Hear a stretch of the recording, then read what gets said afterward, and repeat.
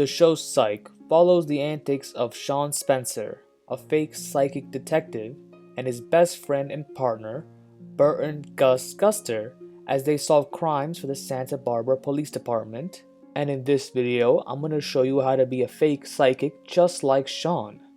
First off, Sean has a skill that most people do not have, which is photographic memory, which could be caused by just genetic factors, as you can see that Henry Spencer, his father, also has a type of memory similar to him, and or a combination of environmental and genetic factors, as you can also see that Sean was rigorously trained to be a police officer. Along with his great memory, Sean is also a really good detective. Despite not following protocol, you could see from the many cases he solved with Gus and the fact that at the age of 15 he took the DET, or the Detective Entrance Test or something on the lines of that, and got 100 despite Juliet and Lassie getting lower scores than him. Sean is also a really good actor, as he has been able to lie to the Santa Barbara Police Department for so many years, and when in sticky situations he's usually making up accents, weird names for Gus, and creating fake backstories to help them escape a dangerous situation that they're in. These skills are going to be necessary to become a fake psychic just like Sean and make people around you believe this. First off is memory, and to start off you want to have a really good base, which means lots of sleep, healthy diet, and exercise, in that order. Then you also want to do some mental exercises such as chess, Sudoku, crossword puzzles, just puzzles, math problems if you're a sociopath, and other similar pursuits.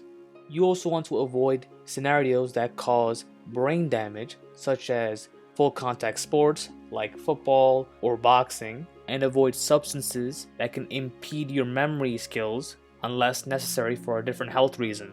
Now that you have a solid foundation, you can start exercising your mind to retain information that you have seen and recall it quickly and efficiently. So we'll take a page from the show itself and do the hat exercise. And if you don't remember what I'm talking about, or just haven't seen the show at all, which you should, the hat exercise is something that Henry Spencer created for Sean, and he's been doing this since he was a kid, where every time he entered a room, Henry would ask Sean, once they sat down or found a spot, how many people were wearing hats, and a few times it would follow some sort of reward for Sean if he got it right. The first exercise is to pick out 10 people in a room, or less depending on how many people there are, but 10 should be the max, and then of those 10 people, how many people are wearing hats.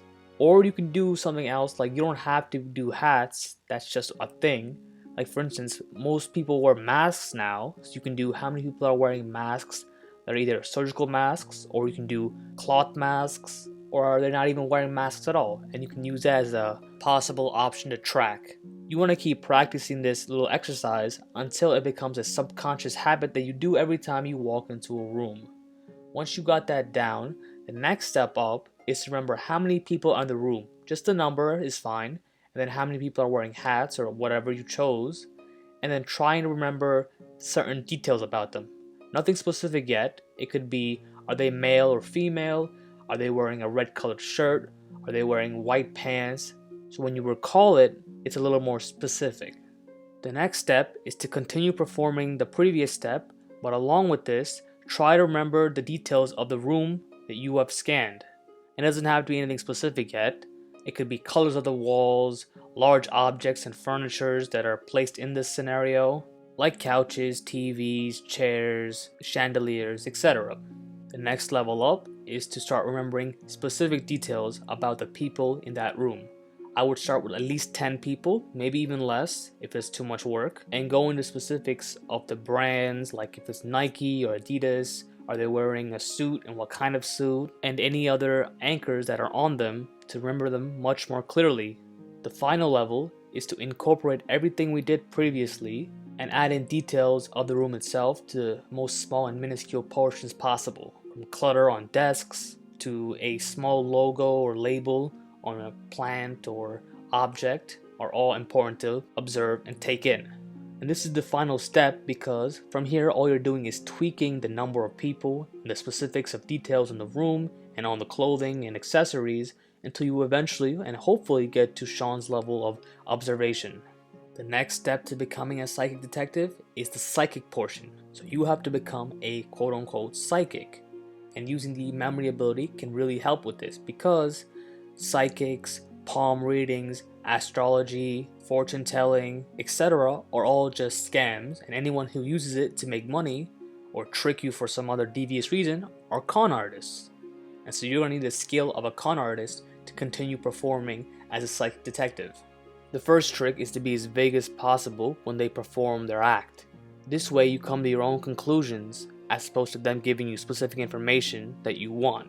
This is actually a psychological effect called the Barnum-Forer effect, where the individual believes that the personality description applies specifically to them, even though the description is actually filled with information that applies to everyone in a general sense. An example of this is called cold reading. This is where a psychic performs vague guesses on you and watches your micro expressions along with body movement and eventually get a close enough answer where you fill in the rest because you're so shocked a random stranger knew even the closest thing to your issue or your background or your lifestyle. An example of this is where they throw out a common letter used in names in that area or country, and then they go on a whole rant going, oh, I'm sensing somebody with the letter J as their first or last name. And they go, oh, my friend John. Yeah, how did you know? Yeah, I'm sensing John right now. And then you fill in the answer, they use that as ammunition, and continue on until they charge you a couple $100 per session. The adjacent technique is called hot reading. This is where they go and research you through social media, maybe they call some people up and look up people who died in your family, if you had any pets, your interests, and you put them all out there anyways on social media like Instagram or Snapchat or Facebook. And then they use that in their sessions. And you're even more shocked because there isn't like that runaround where they're trying to guess and they're trying to figure out the answer. But they're like, oh, you had a dog that died recently, didn't you? Like, oh my god, how did you know? They fucking looked it up on the internet. Next, you should keep in mind two theorems, which are Occam's razor and Hickham's dictum. These are opposing theories, with the first one stating that the simplest solution is usually the correct one over the more complex solution. And the second one states it could be a complex solution and there could be multiple reasons why something has happened. An example of both theorems in work would be you see a guy with a knife that's bloodied and a dead body right under him. Occam's razor states he probably murdered the person, but the opposite, that he may have been defending himself from another attacker or somebody else murdered the dead body and he took the knife out to probably save them. Neither is necessarily incorrect unless you know the exact facts of what occurred, so you should keep both in mind as a safety. And you can see that Sean uses both theorems in his cases.